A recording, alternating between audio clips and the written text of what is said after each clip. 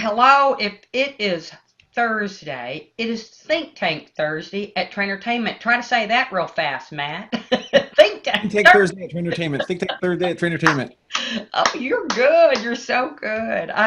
I'm way excited. I have as our guest today Matt Heller. Many of you all. Matt's a superstar in this industry, and many of you know him. Many of you probably live by some of the words that you've heard Matt so brilliantly share. And I'm just excited, Matt, that you're here with me on Think Tank today. I want to first thank Bowling Music Network and Redemption Plus and Simnox. They are our 2020 digital sponsors, and man, did they get bang for their buck this year? Everything is digital. Right. Yeah, everything's digital, and I bet you've done many more virtual digital things this year than you thought were possible. I want to talk about that a little bit, but honestly, Matt, I'd love you to introduce yourself. I've known Matt for a long time. As a matter of fact, I wasn't smart enough. I should have scooped Matt up. I think I can remember you coming to the booth many moons ago in the 2000s, probably. Maybe it was 10 or 11, but I bet in the 2000s. And you had had a big history in the entertainment industry, and you had decided to take a leap. This is hmm my memory of it. We'll have to see if you have the same. And I thought, God, that guy is amazing, and you had a heart like we do for teaching and training and helping others. And I should have snapped you up, because in essence what you did is you made this great company, and some people might consider us competitors. I don't know that I do, because I don't think any of us can touch enough folks. But my gosh, you're doing amazing work. And the name of your company is just fantastic. It's Performance Optimist. Like, how did you do that? How did you come up with that? Tell these guys who you are, and then we'll talk about what we should be talking about in the tank today. Okay. Well, thank you so much, Beth, for having me here. And I appreciate all the kind words. I do remember early on in my career coming to visit your booth, but I also remember like the day after I left Universal and actually started my company in 2011, I remember calling you and I Yeah, was like, yeah, yeah, Beth, what do I do? Like, I'm not sure what I'm supposed to be doing. So I appreciate all of that insight and the thank you. thoughtful advice that you gave me. But really, it's been a springboard of what I'm doing now from what I had done prior to that. So I had spent 20 years or so in operations and human resources in the attractions industry. So I started as a ride operator, worked my way up through the operational ranks, spent some time with the Cedar Fair family, spent some time with the Getland family at a small family entertainment center in Connecticut. But then I got to Universal and I went into human resources. So I started Wow, really okay. focusing on the people side of things. And so this is a quick funny story. So I didn't actually know that I was getting into human resources because and you know this, all the training that you do as an operator, you just do it because you have to do it, right? Oh yeah. When I got to Universal, and this is through nobody's fault, it was just my perception is I got to Universal and I was interviewing for a senior trainer of leadership development position, and I Okay. thought, well, I've done leadership development in all my operational roles. Well, the first day I sit down and they give me the org chart and they say, get to know the organization. Of course, Universal is a huge organization. So I find my little box in the org chart and Yeah. I go all the way to the top of the page and there's a VP of human resources. I'm like, huh, I guess I'm in human resources now. Well, you know So, what? That is, training is about human capital, isn't it? oh I yeah, mean, Matt, I mean, and you got to have the care and the desire to take care of people and to help people grow. Like we're just obsessed with that here at oh my. yeah, Yeah. yeah. And I wish I could have come up with a name like Trainertainment because it's so cool and so fun and so catching. But you asked about performance optimists. Yeah, that's really wonderful. So that really came from a desire to not be called a consultant, Yes. quite frankly. Yes. Um, And now, of course, the name of my company is Performance Optimist Consulting. So I did have to add it in there because nobody knew what a performance optimist was. Oh. You know what I mean? So, Mm. but really where it comes from is, you talked about being obsessed with training in the heart, and I'm really focused and obsessed with performance. So from a leadership perspective, everything that we do is about performance, whether it's about, interacting with our team or meeting our sales goals or whatever it is, there's performance that we have to, measure ourselves against. Mm-hmm. Mm-hmm. Well, then the optimist part comes from the fact that I really see myself as a glass half full kind of guy. Yeah. And when you put those two together, I really feel like any performance issue in any organization can be addressed. Like there's nothing that's too hard if you're willing to look in the right place. That's awesome. And sometimes that might mean that the people that are in your organization might not be the right people, right? Right. Or they may not be in the right seat. Exactly. You know? Exactly. I So mean, you I've seen that gotta a look in the right ton. place. Yeah, I've seen that a ton with in sales. They'll take it is so common to take somebody who's inside the center doing a great job. Maybe they're working a counter somewhere, or maybe they answer the phone and they book incoming events, and they're just wonderful. And because they're so wonderful, they think, oh, I'm going to put this person in outside sales. And it's like the worst thing in the world. So you took this wonderful human. I've seen it in a bowling center, Matt, where they took the best customer service person that was on the floor, Mhm. kept the tables clean, kept lanes turned, and then they moved them to the desk because that felt like it was a promotion. And that person was no more equipped or didn't want to be confined behind the desk. They didn't know how to. It just, it's funny. Yeah. Sometimes the Peter principle is at work, even in frontline type roles, and I think you have to be mindful of that. But anyway, I don't know how we got there, but That's okay, but I'd like to tack onto that just for a second because I've seen the exact same thing where you take somebody that's really good at what they're doing, a good ride operator, a good merchandise salesperson, and you mm-hmm, promote them into a leadership role, mm-hmm, and they crash and burn. I right, mean, there was one guy that he was just a wonderful, human being and a great team member, and everybody loved him, and he got along really well with the guests. And I really needed a lead for my Kittyland area, and he didn't want it. He told me he didn't, and I kind of strong armed him a little bit. And I feel really bad about doing that now. Lesson learned. But he was terrible as a leader, yeah, and I should have known. I should have known. yep. Well, but in your own leadership and in your own growth and development, that's kind of how you learn too. Yeah. I mean, if you can take those opportunities, that's the optimistic way to look at it. If you can take those opportunities and go, oh, I wouldn't do that again. The guy said he didn't want that responsibility, and I should have listened to him because what a great value he was to the organization here. Well, did you ever make it to VP of Human Resources?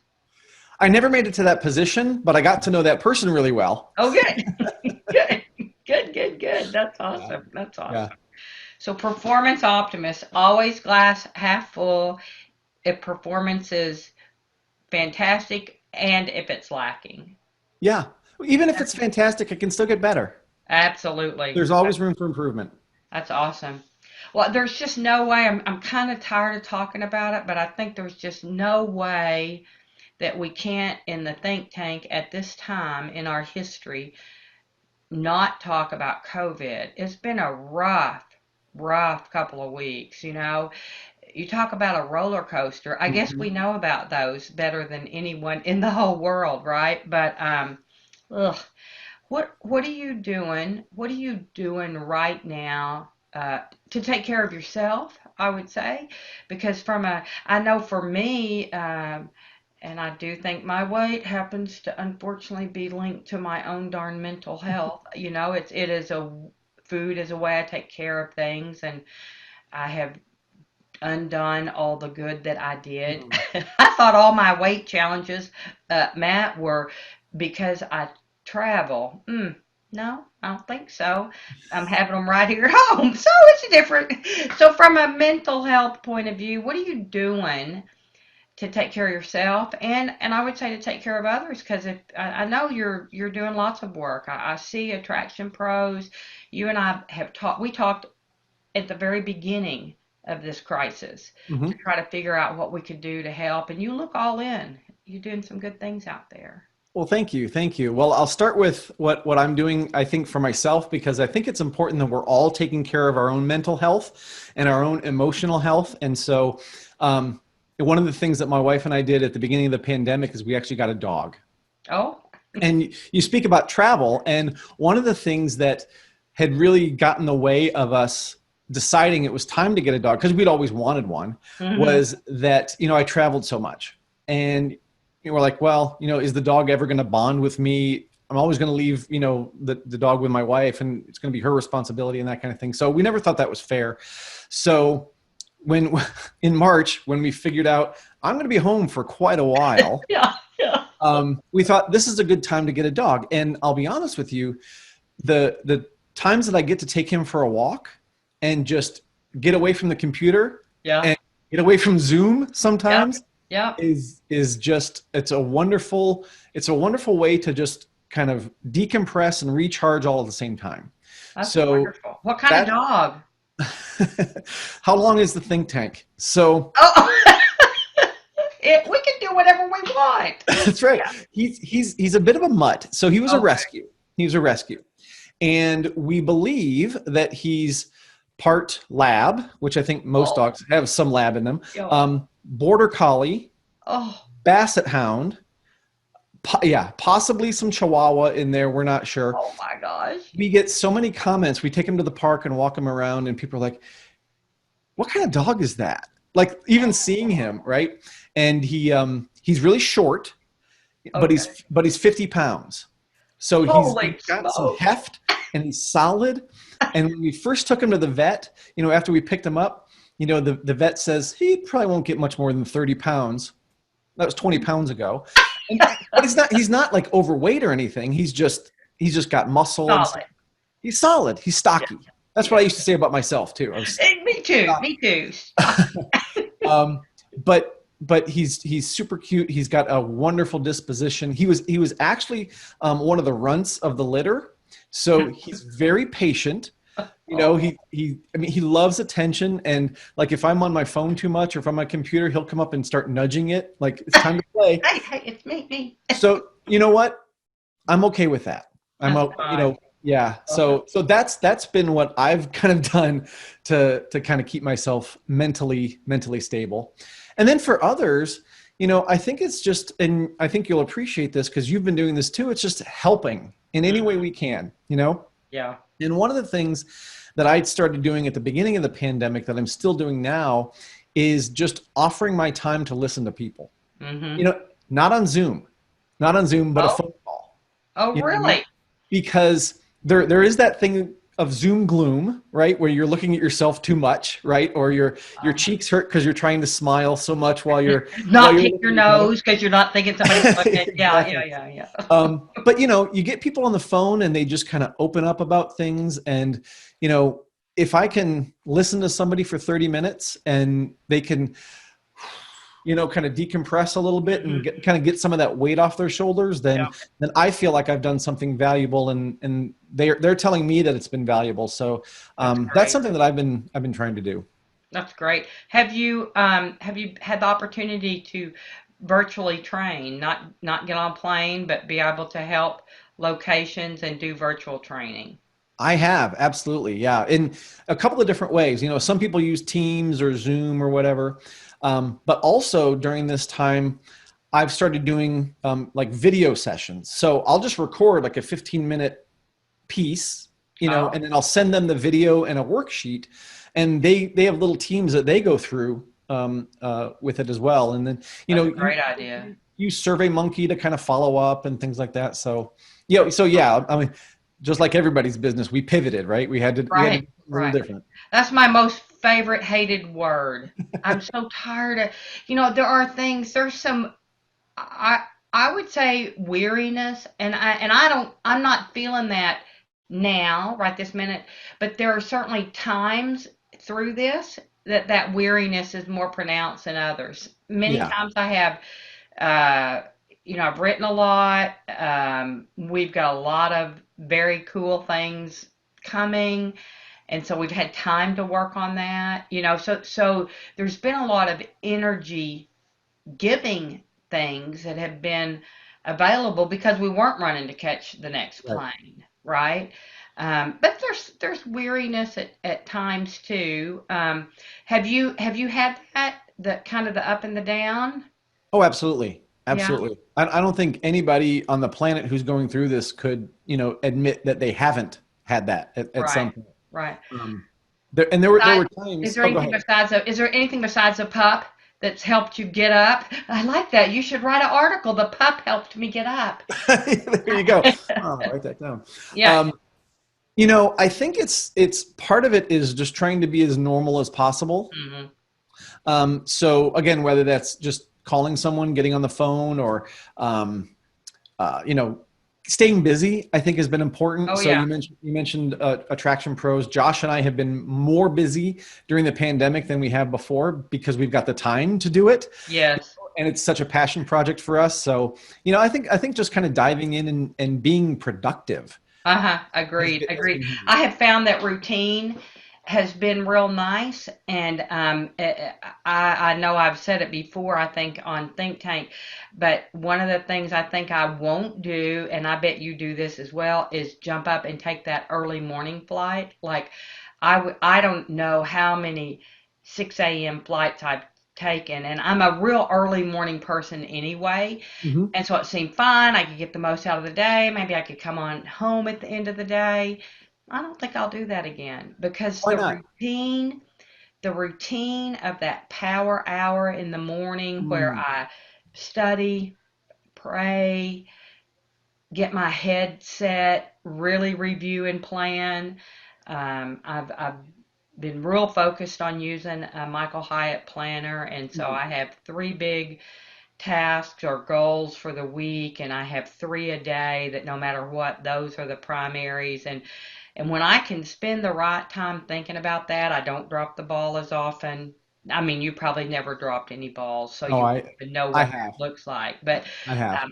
I'm ambitious about all the things I can get done and what I want to get done, and sometimes that's just not reasonable. And so I feel like I have been a lot more reasonable Mm. during this time, and one of the reasonable things is to take that prep time in the early morning. If I get it done, Matt, before 11 a.m., it is just done well. Mhm. And so I don't know that I want to exchange that time for a plane anymore. Gotcha. And I'm Gotcha. not saying I won't ever do that again, but is there anything that's happened for you that you think, you know, I've gotten this out of all of this, and I'm going to make this change more permanent. Is there You mean anything in terms of like things that I've done during COVID and then mhm, and mhm, then have that become you want permanent? to keep and take into the future? Well, I think that our willingness to get on a platform like this and be open to learning, I think that's huge. Like immediately we're all into it, right? We're all in. Yes. At the same time, and I think you'll agree with me on this, there's nothing better than getting in front of people in the same room, Oh, right? I can't So wait. Yeah. so to blend those two, I think there's a huge opportunity there, where you can extend the learning. And I know you've talked about this too, where it's not just a one and done, right? Yeah. Like to truly learn, to truly develop, to truly transform, you need to take and invest the time, right? Right. So with travel being what it is, like I was just in Florida. I did take a trip. I went down to Oh, Florida, and I was working with a client down there, but we're going to be working together for 6 months, and the rest of the time that we're together is all going to be virtual. So it's either going to be Zoom or phone calls or whatever. So it was there's good that to go blend. connect personally. What's that? It was good to go connect It was personally. amazing. It was amazing. But that extended opportunity, now that we have these tools and people are so comfortable with these tools, I think Mhm. that's a real benefit. Plus, I think, like I said, I started doing those video things, and that was just out of necessity. That was a client that I've been working with. I was supposed to be working with all year, of course. To use your word, we paused in the Yes. middle. Yes. Um, and I was supposed to go back to that property, but that didn't seem to make sense. So we changed, we pivoted, and we said, well, let's do these video courses instead and deliver them a little differently. So that's now something I feel like is in my tool belt. That's awesome. And then it also, you know what's so smart about that, Matt, is it helps train the leader on the ground. And it gives it's not Matt comes and does this. This is Matt does this and we help carry it out and keep doing it. I can't even imagine the strength and the growth. That's you're obsessed with performance. I would say I'm obsessed with growth. That's a thinking. Well, in the next 60 to 90 days, Matt, ugh, I can't figure out if I think it's just going to be really, really difficult or if we're like, okay, here comes a vaccine and life is going to get better. We're just not going to all get it Mhm. right away. And so for the next 60 to 90 days, if there was one piece of advice you could give a struggling entrepreneur, a leader, a manager, what piece of advice would that be? If I were to sum it up all in one thing, I would say take a deep breath. Mm, It's going to be okay, right? yeah. So now to peel back that onion a little bit, take a deep breath to take care of yourself, right? Don't Mm, put so much pressure on yourself that you feel like you've got to do everything yourself, mm, right? And I think that's one of the things we're recording this just after IAPA, the yeah. IAPA virtual conference where we Yeah. got to see a lot of our friends and stuff. Yeah. So remember that there's an incredible network out there Yes. that you can reach out to, and you can help people and they can help you. And so I would just say just kind of stay the course, take a deep breath, that kind of You thing. you don't have to do it by yourself. I'm Yeah. definitely writing that down. Take a breath. You don't have to do it by yourself. Peer Talk is has been so fantastic.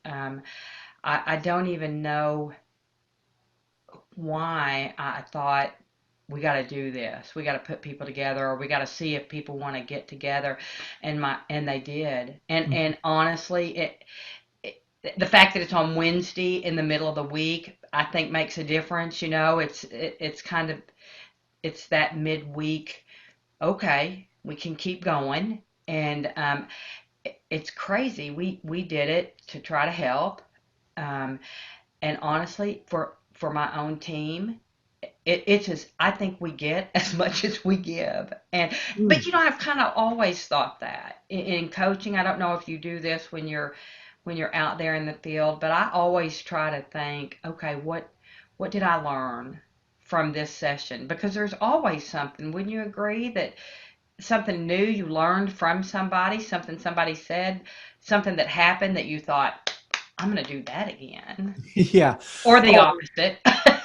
yeah, or don't do that. Yeah, Um, I would wholeheartedly 100% agree that, especially in our line of work, if we're not learning, we're dead, it's done. right?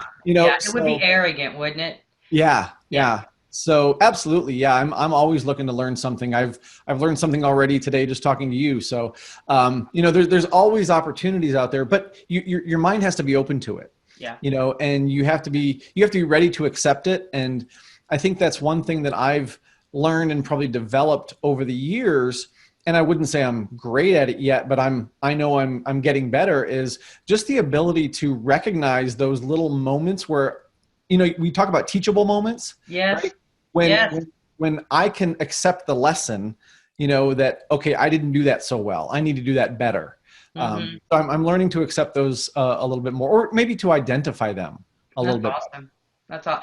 Well, and there's a difference between identifying them and beating up on yourself about it, Sure. right? Because I think high performers a lot of times will just beat the snot out of themselves if they screw something up. And so then that can keep them from taking a leap and getting to the next level because if you're afraid to goof it up, Mm, I had a leader in my organization. I swear to God, I told her in the quarter that if she would mess up 20 times during the quarter, that we could document that she had goofed it up, I would give her $1,000. Now, she did not mess up that many times. I think we might have gotten to 12, but it was such a risk for her to make a mistake that it was yeah. just paralyzing, and she was not, and she was so brilliant, and she had so many. And I told her, you screw up 20 times, I will give you $1,000 at the end of the quarter. And she screwed up the other day, and she said, is that still going? I said, no, we're done. We're done. Yeah. Can I sign up for that? Yeah. I know. I think I could get it in about 6 or 7 weeks. Yeah. You Right. know, Yeah. for Yeah. sure, for sure. Well, this has been wonderful, Matt. You and we could just visit all afternoon. I know we could, Sure. but I don't know if anybody would watch it. So we probably ought to kind of come to a close here. I do want to ask you the signature think tank question. So get ready. I'm ready. You know, in our company, that's it. You ready? In our company, we're obsessed with growth. We believe that if you grow people, it will grow businesses. We're committed to only working with people who want to be extraordinary. And so, to that end, Matt, what do you do on a consistent basis to help yourself grow and to help others? I'm glad that you gave me that question in an email before we did this, Good. because it really got me thinking. I think the answer is similar, and it's because Okay. of what I do and what you do, right? Because we are about helping other people grow and get better at what they do. When I think of new ways to help other people, it challenges me, right? Mm. Oh yeah, So you're gonna figure it out how to do it. exactly, Yeah. exactly.